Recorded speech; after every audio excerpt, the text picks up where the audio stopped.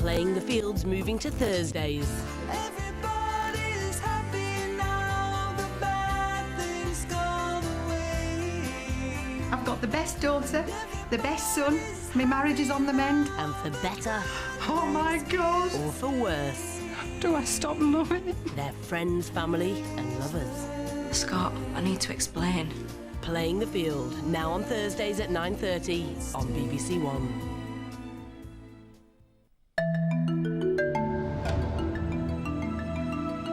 The BBC News now on BBC One with Fiona Bruce. Frank Dobson is Labour's candidate for London Mayor, but by the narrowest of margins. He claims he won fairly. The loser Ken Livingstone criticises the result as tainted. Under attack, NATO peacekeepers in Kosovo are bombarded with stones and bottles. Manchester United win, but controversy as David Beckham is dropped.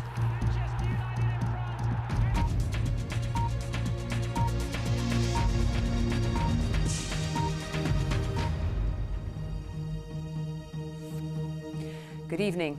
After months of internal party wrangling, Frank Dobson has finally been selected as Labour's candidate for Mayor of London.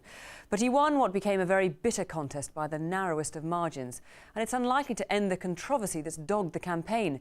His main rival, Ken Livingstone, claimed the result was tainted, but Mr Dobson insisted he'd won fairly. From Westminster, here's our political editor, Robin Oakley. Frank Dobson's relief at finally becoming Labour's mayoral candidate was evident. He'd scraped through with 51.5% of the final vote to Ken Livingstone's 48.5%. But he and his running mate Trevor Phillips, taking to the Thames to celebrate, knew the victory margin might have been bigger had Mr Dobson not been seen as Downing Street's man. So he swiftly began detaching himself from Labour's leadership. You know that I'm my own man, and I'm confident that I will be able to get that across to Londoners. Tony Blair's a friend of mine and I admire him, but I've also made clear to him that I expect him to deliver for London, and if he doesn't, he'll have a fight on his hands. Frank Dobson is therefore selected as the Labour candidate for London Mayor. Thank you.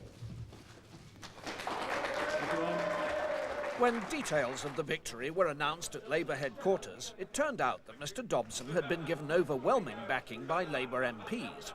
But among trades unions and party members in London, the runner-up Ken Livingstone had done much better. Mr Livingstone as good as called the result a fix, suggesting Mr Dobson should step down. This result has been delivered by one trade union boss, one retired MEP, and one small co-op branch which did not ballot its members.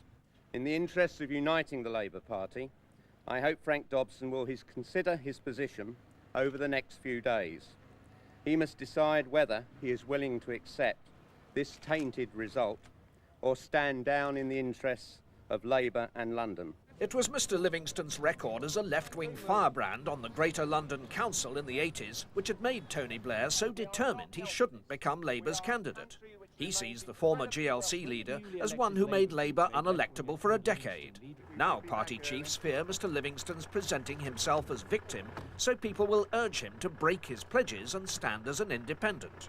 But with even left-wingers urging him not to, the other defeated mayoral candidate predicted a coming together. But we are a remarkable movement, and despite the ferocity of the argument, once the decision is taken, then the whole party will unite to work for whomsoever is Labour's candidate. After a confused and much criticised selection process, Labour now has an official candidate for mayor in Mr Dobson.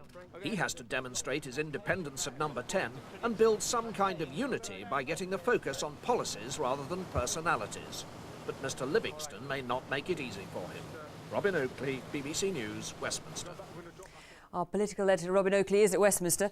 Robin, can Labour draw a line under this whole affair now, or is Ken Livingstone still a threat?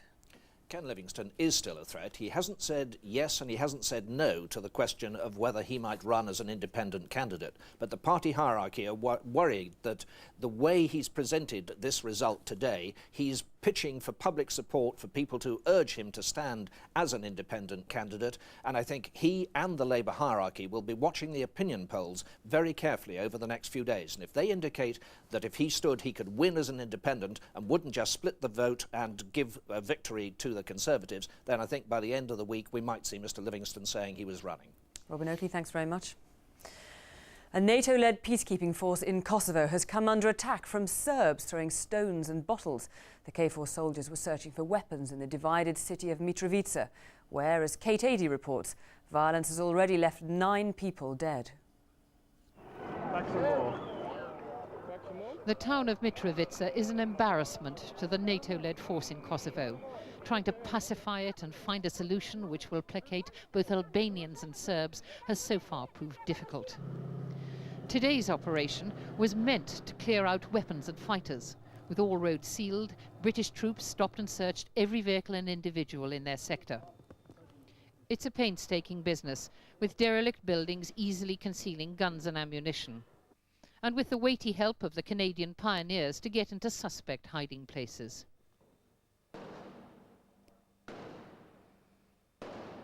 However, these searches yielded nothing.